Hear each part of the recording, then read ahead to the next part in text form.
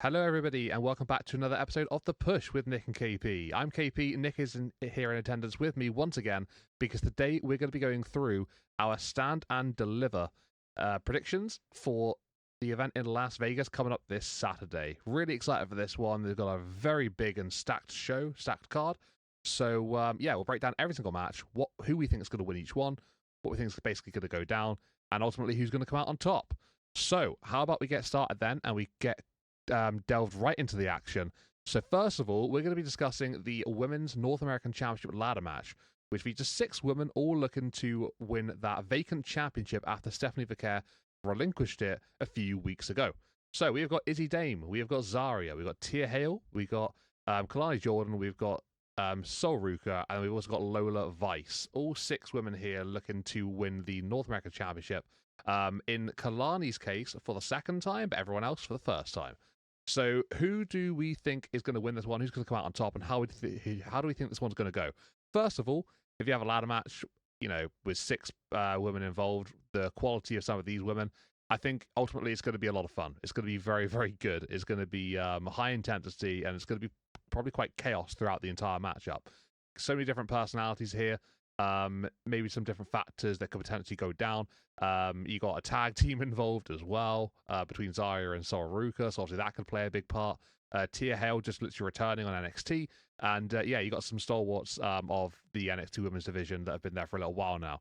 As to who I think is going to win this one, I've been umming and ahhing. I think there are a couple of names in here that you can maybe vouch for. I think maybe Sol Ruka is a really good shout. I think Lola Vice is a really good option as well. Maybe a shocker in Tia Hale coming back and winning, perhaps. But I think ultimately I'm going to go with Sol Ruka for this one. I think that just having the championship in amongst the cohesion between Sol and Zarya could make quite an interesting situation going forward. We've obviously just had Stephanie Vicaire hold that championship. So whoever is going to win this one has some very big boots to fill. And I think maybe Sol Ruka could be deserving here of a time to have a championship. I think she deserves it. I think maybe a little bit too early for Tia Hale to come back and win one. Izzy Dame, I think, is on the rise. Don't think she's quite ready just yet. Kalani, I'd like to see somebody else win it, to be honest. Obviously, she's the only one that's held the title prior to this matchup. Lola Vice, I feel like, is around that situation. I think maybe she's one of the women that I think could very much win this championship as well. So I think she was one of the names I was sort of like umming and ahhing in between. And then Zarya, I think I'd rather have Sol as the champion than Zarya. So I guess maybe it's a personal preference there for me personally as to who I think is going to win this one. But yeah, I think mainly it is between Lola and Sol for myself. But I'm going to go with Sol Ruka. Nick, how are you calling this one? This is quite an interesting matchup. 6 women all involved. It's it could be quite the entertaining matchup, and it could be quite chaotic as well throughout. But who have you got to win? Yeah, I too struggled with this one. It feels like any 6 of these women are, primed.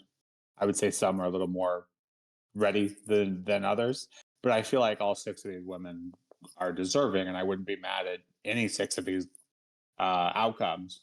But to me, and I too thought the tag team between Sol Ruka and Zarya would make an interesting story. And I think personally, if you were to ask me who deserves it the most, I would say Sol Ruka. I feel like she has the most momentum. She's made, she's at the top of her game more so than anyone else out of all 6 of these women. But I did go for something a little different. I feel like I'm stuck between either Kalani, as she's kind of had a character change a little bit, becoming more intense, a little more heelish lately. So I think her getting that second title reign, proving that the first one wasn't a fluke, I feel like that was one of the most likely outcomes for me. But then I landed on Lola Vice. I think Lola Vice has been flirting with that rise to the next level for quite some time. She's been in quite a few feuds and been kind of stuck in that mid card. And technically, this is still a mid card title, but obviously, winning that is signs of things to come. And so I feel like she's kind of been stuck in a lull. She was in the main event picture there for a while. And we had a few additions to NXT Women's roster. She kind of got pushed back down a little bit. I think is a great way to put her back in that main event scene or push her up a little further, so to speak. And so I think giving her something here with a title, I think makes the most sense. So yeah, with that, I'm going with Lola Vice. I think I think she's put in her time. I think she's earned it, and this will help give her that push that she's kind of been lacking lately. Yeah, like I said, I wasn't I wasn't 100% certain. Lola is definitely up there for me, and if it is going to be Lola ahead of Soul, then I'm a little bit gutted about that because I was, basically on the same wavelengths. But you made a good point um, about Kalani Jordan maybe proving that her first one wasn't a fluke. I quite like that actually. But yeah, it's going to be interesting for sure to see who wins this one. Very excited for it nonetheless. So, how about we go into our next topic of conversation? This one is for the Men's North American Championship, and this sees Ricky Saints, the kind of newest champion, only recently crowned after defeating Sean Spears. He defends against Ethan Page, and we've seen a little bit of back and forth between these two men ever since Ricky really came into the NXT scene. Ethan Page had a very, very quick title win for the NXT Championship last year, and Ricky Saints comes in and has a very, very quick, slightly quicker North American Championship win since coming to NXT, and that was obviously just this past month. So there's a little bit of there's already a little bit of history there between the two of them for how quickly they can win a title after coming to NXT. I think Ethan's maybe a little bit jealous about how quickly Ricky Saints could do it, maybe a little bit faster than he could. Although it's for a different championship, it's gold nonetheless. That's the whole point here. But yeah, there's been a little bit of confrontation backstage between these two guys, a little bit of side-eye glances and conversations being had. And then we go into the match on NXT this week, and Ethan Page getting the victory, but there's also that little bit of confrontation between the two at ringside where Ricky Saints was at ringside and he would get ejected because of the actions of Ethan Page, and getting that sort of like mental games are already in place before he would even be the number one contender. So there's already that that little build that was happening before Ethan was even announced the number one contender here. So that's quite interesting that they they very, maybe not so subtly, played along with that. But as to how this one's going to go, I think it's going to be a really good matchup, or I hope it will be anyway. It seems like it will be on paper. But yeah, it should be a great watch. Ethan's a top performer. Ricky Saints has killed it since coming to NXT. So yeah, really excited for this matchup. As to who I think is going to win, I would go with Ricky Saints here to retain the NXT North American Championship, purely because I don't think his reign's going to end so early. Maybe if this was down the line a bit further, perhaps I would go with Ethan Page, but yeah, I don't think the reign of Saints is going to end just yet. But I'm expecting an absolute classic of a match here, and I hope it really will be. Nick, how are you going with this one then? Yeah, pretty similar too. And I'm going to sing, and that simply because of the reason you just stated. Ricky Saints hasn't had this title for very long, and due to the fact that the last title holder in Spears was held for a pretty short time as well, I think Saints losing here would be a bad look for the title. And not to say that the match won't be good, as you kind of alluded to. I think these two probably will have pretty good in-ring chemistry, and I think Ethan Page tells a great story in the ring. And I feel like that's kind of rare in today, especially on the men's side. I feel like it's rare to tell a story quite like Ethan Page does, and he holds my attention. So I think this match will be good, and I think the story they tell will be good as well. And I don't think this will be the end. I think this rivalry is going to go on for a bit, and maybe a match or two down the line, maybe Ethan gets the win. But yeah, just too soon, and I hate to use that logic as my only point, but it obviously is the most glaring one. So yeah, I do agree. I think Ricky Saints will retain here. It's crazy that we're both sort of like anticipating, the next match, even though this one hasn't even taken place yet. Because I agree with you. I think that if we do get a second, installment of this matchup, I would love that one as well. So yeah, just looking ahead is crazy because this one hasn't even taken place yet, but we're both pretty sure it's going to be a great one. Like you said, the chemistry should be wonderful between the two men, and that storytelling for the page is fantastic. So how about we move on? Let's go on to people who are absolutely incredible in their own right, and they are the NXT Tag Team Champions, Fraxium. So Nathan Fraser and Axiom, they're taking on Hank and Tank. Hank and Tank have been on this story recently. They've been trying to find themselves. They've been trying to find who they are. They've been trying to find the tag team that is deep within them somewhere. And they've gone through advice from here, there, and everyone. just trying to find something to work with, trying to go in the footsteps of other tag teams, and ultimately nothing worked. Street Profits came along, and then they were like, just be yourselves, do what you can do best, and they took that into the gauntlet match, this NXT, and they absolutely killed it. They ran through the whole thing, defeated team after team after team after team that have all beaten Hank Tank in the build up to that gauntlet matchup. And, it was written in the stars. They won the matchup, and now they go to Stand and Deliver to take on Fraxium. Every time Fraxium are in a matchup, they just absolutely kill it. They leave everything in the ring. They're unbelievable. I feel like nothing will change in this matchup. I think that Fraxium will be allowed to just do what they do best, and they'll be able to just go with the flows, and they'll put on a show once more. I think Hank and Tank can keep up with that as well, because they're quite entertaining in their own right, and they can sort of appeal to maybe the more crazy side of tag team wrestling as well. So ultimately, these two could just bounce off of each other. It could be quite the interesting matchup. It could be quite the entertaining contest. As to who I think is going to win, see, this one's maybe a little difficult, because any other time, I think you'd probably go with Fraxium to retain this one with no shadow of a doubt. But because of the wave of momentum that Hank and Tank will take into this matchup, after winning that gauntlet and the story that they've been on, it almost does maybe make too much sense that they will win the tag team championships. They'll beat Fraxium by some miracle, and it will happen. So I can definitely see that in the realms of possibility. I'm going to go with Fraxium, but I'm not that confident. I think that Hank and Tank really do have a good chance of winning these tag team championships, but I'm hoping, and I'm going to go for Fraxium to retain here. What about you, Nick? How are you finding the dynamic here between Hank and Tank? They've been on quite the story, haven't they? So do you think it's time for them, or do you think it's still Fraxium? It's crazy that we don't have the same notes because how similar our thought process is on some of these things. But yeah, if you had asked us 24 hours ago, did Hang and Tank could they win this gauntlet, and could they go beat Fraxium at Stand Deliver? I would tell you absolutely not. They can't even win a match. How are they going to beat the best team in Fraxium that has held these titles for quite a long time?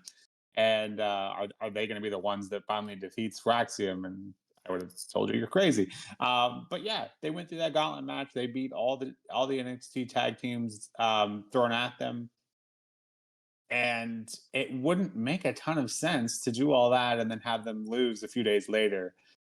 Granted, if it is Fraxium, so would losing to them be a big deal? No, but if they're going to tell the story and continue this push, then I think that'll really set them over, over the momentum here, is to have them win and have them continuing to pick up momentum and hold those titles. So yeah, I had a really similar thought process to you. I just made that extra leap, and that I do think Fraxum is going to lose the titles here to Hank and Tank. The win for Hank and Tank would be absolutely huge, and the complete 360 or 180 that they've done here is a story in itself. And my final, kind of thought that put me over the edge was Fraxium's done everything. We've said this before. Fraxium's done everything they can on NXT, and who could really use a good tag team right now is Raw. So, based on all of that, I'm going to go with Hank and Tank winning here and taking titles from Fraxium, because I think Fraxium's on the way to main roster. I think for the first time since we've been doing these podcasts, I think this is the first time this will happen. So obviously, I said about Fraxium winning this matchup. You've convinced me to change my mind, and I'm going to go with Hank and Tank to win this one. I like I said, I mentioned it, and I understand the story and everything involved, but because of Fraxium having done everything and being able to go to the main roster, with absolutely nothing left to give to NXT, I think it just makes sense. On the Stand and Deliver stage as well, it's a big stage for them. They can maybe get drafted up very, very soon. Yeah, it just does make a lot of sense. So because of that, I am going to change my my prediction. So I'm going to go with Hank and Tank as well. Like I say, the story aligns. It makes sense. It was there. I thought maybe Fraxium would have just done something to get over the line to stop this, but no, I no longer believe that's going to happen, and I'm changing my answer. So there you go. Maybe a first time on this channel. How about we move along then to the Fatal 4-Way contest, and that is for the Women's NXT Championship. This is huge. This is a big one. We've got Stephanie Vicaire, La Primera, who had both titles, relinquished one. Obviously, we've spoken about that one. Let's talk about the Women's NXT Championship. She would win that off of Julia not too long ago now, start of the year. But Julia is now back. She's involved in the conversation once again after coming back on NXT last week. We've also got Jada Parker and we've also got Jordan Grace involved here. So Stephanie Vicaire would demand that she would go up against all three of these women, and she wants to take them all on to prove that she is the best in the women's division, and she's got full control over it. There are multiple factors involved here.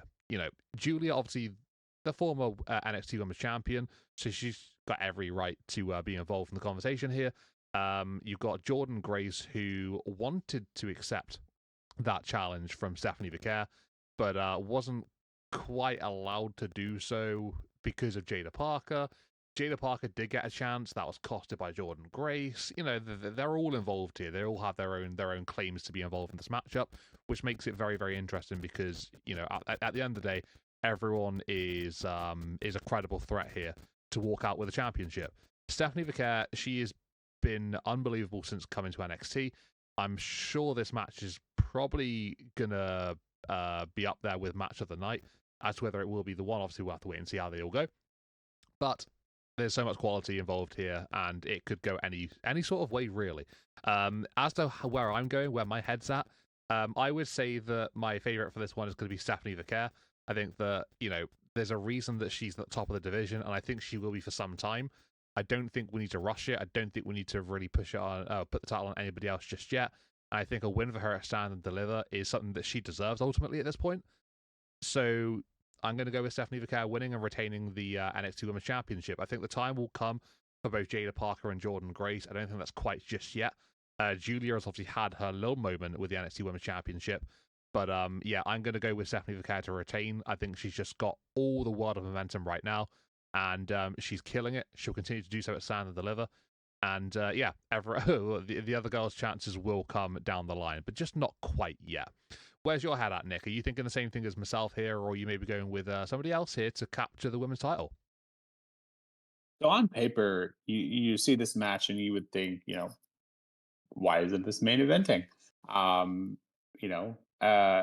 These four women, top of their game. And I feel like the answer is kind of obvious once you get down to it. I feel like for whatever reason, Julia lost her title and she's back in the picture. Not, more than a month later ish. And so I'm not sure why that happened in the first place. I'm not sure what the reasons were. But with all that, with Vicaire to have both titles and then for her to drop the North American, it would make all of that seem absolutely for naught if she were to drop this one too. And so because of that, I think the winner here is obvious. And it is, I agree with you. I do believe it's going to be Vicaire. And I think that's also the reason why it's not the main event, because, as over as she is, I think the intrigue isn't probably going to be there because the winner is so obvious. In terms of the other women in this match, I feel like Jada and Jordan have been teasing this feud for a while, so I think they're going to end up costing each other, and then they're going to continue that feud outside of the title. And with that, similarly, I think Julia and Vicaire will come out of this with a renewed rivalry, because we really didn't get that. We very much got them thrown into that match for that winner take all. It felt very sudden, and it was. And we still don't know why. Or at least I don't. Why they went that way. But with those two women, they deserve a long and heated rivalry, and I think we're going to get just that from this match. So this is basically going to be a stepping stone, but I think Vicaire absolutely winning is the right decision, and anything else would be kind of strange. Yeah, I agree with you 100%. Yeah, it would be a little odd considering how the championships have moved around recently, and the dynamics have changed, the landscape's been altered. Yeah, it just makes sense for La Primera to win. Let's go on to something now that maybe could spark a little bit of conversation. I'm not too sure maybe if this is obvious or not, but we have got a little bit of fallout from what happened on NXT this week. we'd have a backstage brawl slash parking lot brawl between the D'Angelo family and Dark State. And Tony D'Angelo eventually would come on down at the end, and he would essentially set up a match at Stand and Deliver where it's going to be 3 against 3 between the D'Angelo family and Dark State. So Dark State have been, very ominous since coming on in. They've been very aggressive, very assertive. They've been very dominant about how they've measured their attacks, and the D'Angelo family are stepping up to them. They're not threatened by them. There's only one, big dominant group around here, one big family, and that is the D'Angelo family. So they feel maybe a little bit threatened. And the dynamic here is that Dark State are these mysterious guys, maybe not so mysterious anymore, but they just want to wreak havoc wherever they go. And maybe that doesn't slide with the D'Angelo family. They haven't really seen the good in that. Obviously not many people have, because it's why would you? But yeah, Dark State, I think, have been just ultimately very, very imposing presences since arriving. And that's where it stems to for the D'Angelo family. So this is where it comes to Stand and Deliver, 3 versus 3. Who's going to win this one? It should be chaos, to be fair. I think it's going to be very hard-hitting, very brutal in parts, to be fair. But as to who's going to win, I'm going to go with Dark State here. I think that it just makes more sense for Dark State to win, purely for the fact that if you look at the D'Angelo family, they came out ultimately on top in the end on NXT, setting up this matchup. And, I guess you could say, the people standing on top don't get the win when it comes to the big match. But I think this is slightly different purely because Dark State are so new. They're so fresh still. They've only had one tag match together, and that was a 3 versus 3 as well. And they did win that one. As for them losing just yet, I don't think that's correct. I think they should, elongate that a little bit further. So yeah, racking up a couple of wins, well, a few wins here and there. I think they need to do that first before I'm really going to consider these guys losing a matchup. And the D'Angelo family, they can take a loss. That's absolutely fine. They don't really need to win every single thing they're in. But yeah, Dark State to win, I think, is the correct decision here, and that's ultimately what I'm going to go with. Where's your head at, Nick? Are you at the same thought process as I am? Dark State getting a victory here on the grander stage, Stand and Deliver for NXT? Or do you think the D'Angelo family could wipe the smirks off their face? Yeah, I think with this being Dark State's very first PLE and it obviously being a big one, I think all of the build for this would be kind of for naught if they were to lose here. Not that the family aren't legitimate competitors. I just feel like with the cracks that they've been showing, and especially here last night, between the Underboss and the Don, I think that story is probably going to end up being the deciding factor. And yeah, without being repetitive, I think Dark State just needs to get that win, and I think this is a great spot to do it. So no more logic other than that. It just feels like having that huge build here would be kind of for naught if they were to lose it on their first big PLE match. Yeah, so we're both on the same wavelength there. I can absolutely see why. Dark State may be looking to get a very big win here at Stand and Deliver. So, who could maybe get another big win at Stand and Deliver? We'll talk about the women's tag team match that was announced on NXT this week. This is a fatal four-way tag team match, which is going to be elimination rules. So you've got 8 women all involved here. You've got Tatum Paxley and Gigi Dolan. You've got Fatal Influences, Fallon Henley and JC Jane. You've got Last Legend and Jakara Jackson. And then you've got Cora Jade and Roxanne Perez. So Roxy, we've spoken a lot about on this podcast recently. Where is she? Where's she going to be when it comes to WrestleMania weekend? Will she be at WrestleMania? Will she be at Stand and Deliver? Will she be watching on from the stands as just somebody backstage just wanting to see what goes down? Ultimately, in the ring is where she belongs, and I'm glad she's found a way to get involved somewhere. This is quite an interesting matchup because the winners of this one will be the number one contenders for the Women's Tag Team Championships. So that match being contested between Liv Morgan and Raquel Rodriguez, taking on Bayley and Lara Valkyria. So ultimately, the winners of this will challenge whoever wins that one post WrestleMania, and that's going to be on the NXT afterwards, if I remember correctly from NXT. So 8 women all involved, elimination rules. That means that this one could be quite crazy in terms of who's going to be the last women standing at the end. it's hard to say for definite right now. But let's break it down a little bit first. So we've got Gigi and Tatum. They're a very interesting presence. I like both women. I think I'm very much a fan of Tatum Paxley, more so than Gigi. But irrelevant of that, they haven't really hit the heights so far as a team. They had a little bit with Wendy Chu, and I think she's gone off to do other things now over on Evolve. But yeah, when it comes down to just these two, not entirely sure if these are staking the same claim as maybe some of the other tag teams are in this particular picture. So I think I'd effectively remove them out as a possibility here in this one. You've got Jakara Jackson and Lash Legend, who probably are, the best tag team, I think, in NXT for the women's division at least. Probably the most consistent, had the best opportunities, been together for the longest. I think just everything about them just ticks the boxes. So I think maybe this is a chance for them to take a seat back and to let somebody else have their moment in the spotlight. Fatal Influence, I think that's an interesting one, purely for the fact that Fallon Henley's just come off of the back of a Women's North American Championship run, losing out to Stephanie Vaquera in the end. And JC Jane and Fallon Henley have maybe, I don't know if it's just me, but they seem to be a little bit on edge around each other recently. So the chemistry is not quite there 100%. I think they would be a great team to compete for the Women's Tag Team Championships. But I can't help but think about Roxanne Perez and Cora Jade and the fact that these two are, they've been Women's Tag Team Champions in the past. That was in a very different time when Roxanne Perez was she was the breakout star, Iron Survivor. She was the Iron Survivor around that time. No, she wasn't. She was the breakout star.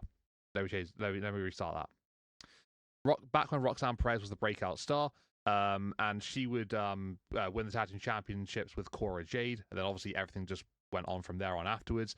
But then when it comes down to now, the dynamic is very, very different.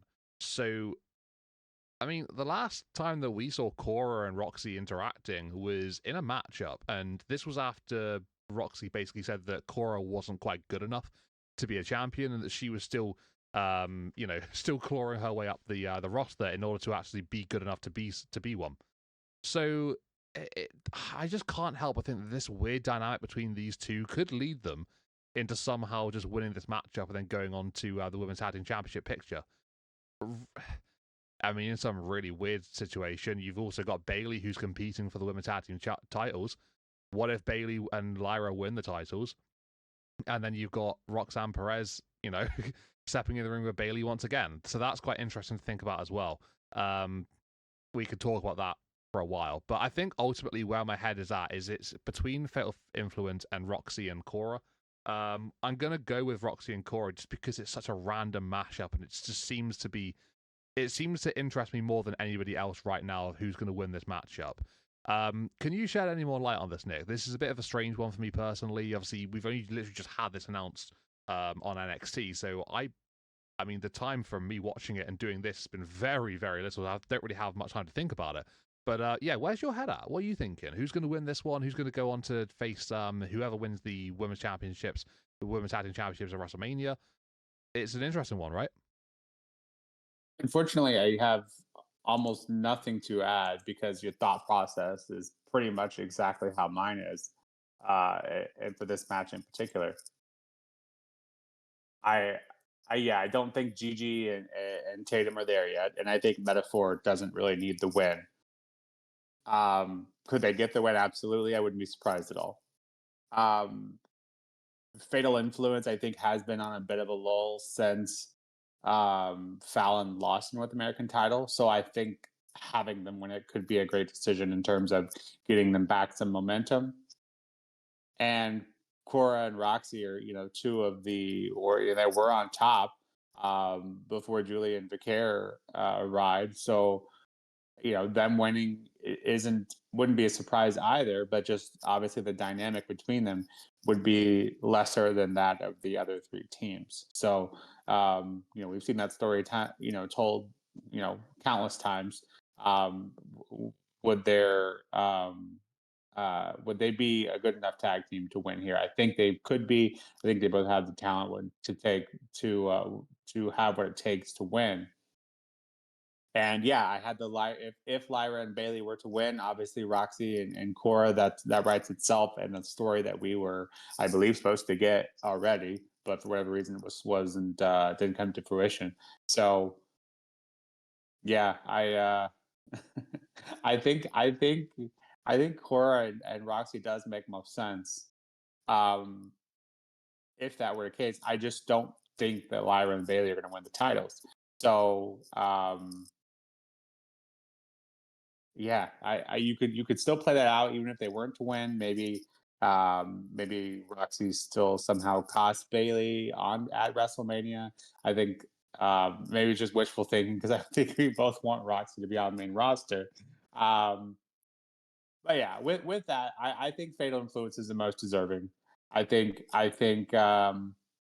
she lost her title for Fallon Henley lost her title for what seems like a pretty pointless reason now because it's vacant again. So I think with that, I think they're kind of in a lull. I think they have the most need for a win here. So I think them winning, and I think getting Fallon some time with the main roster team, whichever tag team ends up being, I think could help skyrocket that momentum. Not only get that number one contender, but show that they have potential to be a force to be reckoned with. I most certainly wouldn't be against a Fatal Influence win, to be fair. I'd be happy with that one to see them go on to a very big opportunity for themselves, taking on the Women's Tag Team Champions, whoever that may be after WrestleMania. But yeah, very interesting dynamic with this matchup. The elimination stipulation just sort of, makes things even more crazy. But either way, very keen. This could be a very good matchup, and it's exciting to see that, we're maybe in a little bit of disarray and confusion as to who's going to win. Maybe we can go on to a different topic now that's going to clear things up a little bit more in terms of who we think is going to win the main event of Stand and Deliver. That's been dubbed to be Obafemi against Trick Williams against Javon Evans for the NXT Championship. And maybe this one's a clearer picture for us, maybe it's not. But these three have all been at each other's throats for some time now. So the story basically is Javon Evans has been involved in the build up to this matchup, obviously for, the NXT Championship, and Javon hasn't really had the respect of both Trick and Obafemi. It's been very much a case of Oba and Trick essentially just standing over Javon and not really taking him as a credible and serious threat. Javon's been trying to give advice about handling Dark State, and Trick and Oba wouldn't listen to him then. He's been trying to build himself up to be a credible threat, and they just sort of ignored that. It's been a strange booking, but I've quite enjoyed it. I'm not going to lie. I'm liking the dynamic between the three men. Trick is desperate to get his championship back from Obafemi, and Oba is just, he's the ruler. He's dominant. He's absolutely brilliant in every single sense, and he just wants to continue just being the man that he is and just dominating for fun. As to who's going to win this matchup at Stand and Deliver, I've maybe had a little bit of a back and forth in my head about who I think could potentially take the title from Obafemi.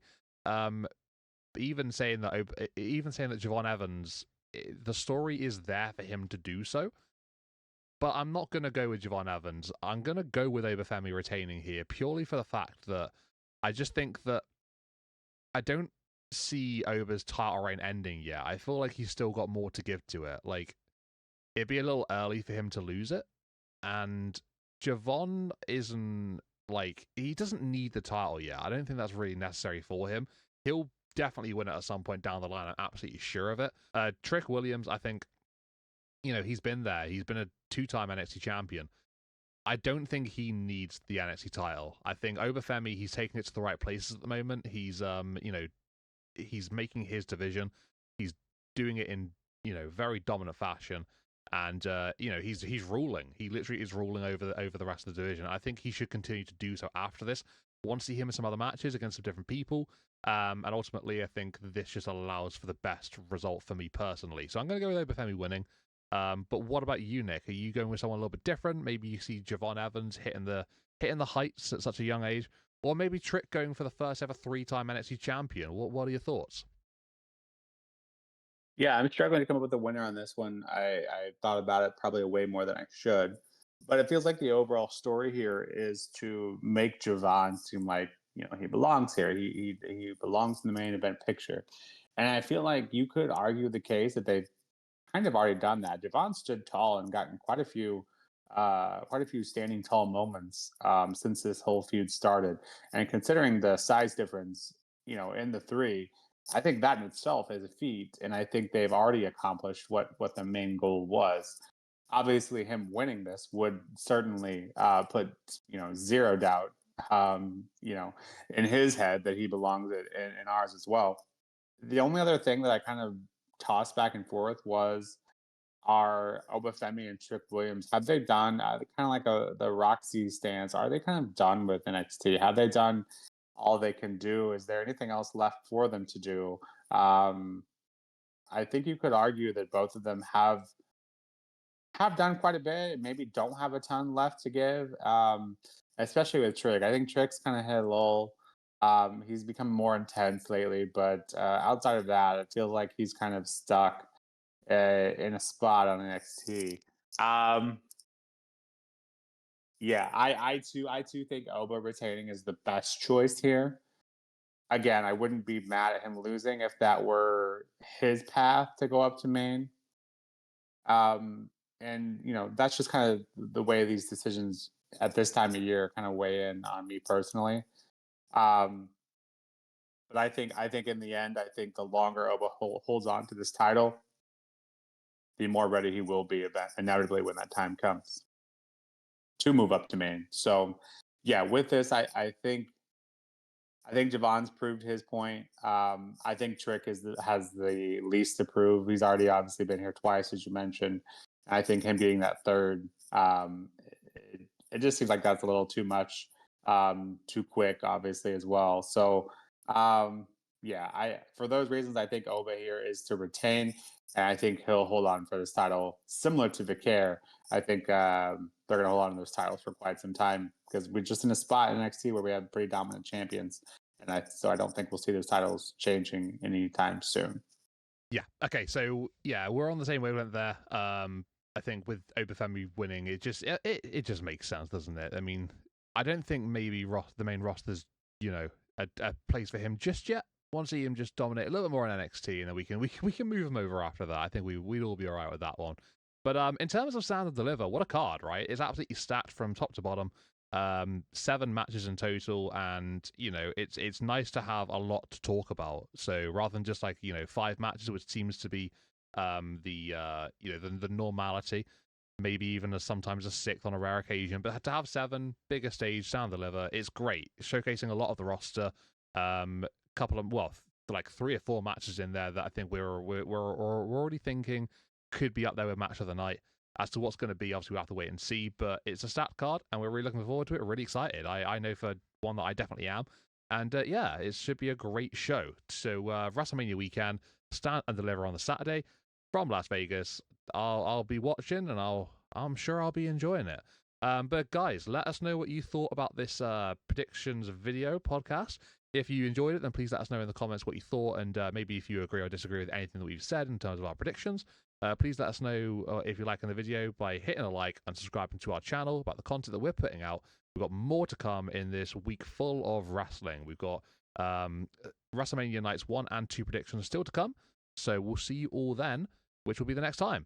So until then, guys, this has been The Push with Nick and KP. And thanks for tuning in. We'll see you all again soon. Thank you and goodbye.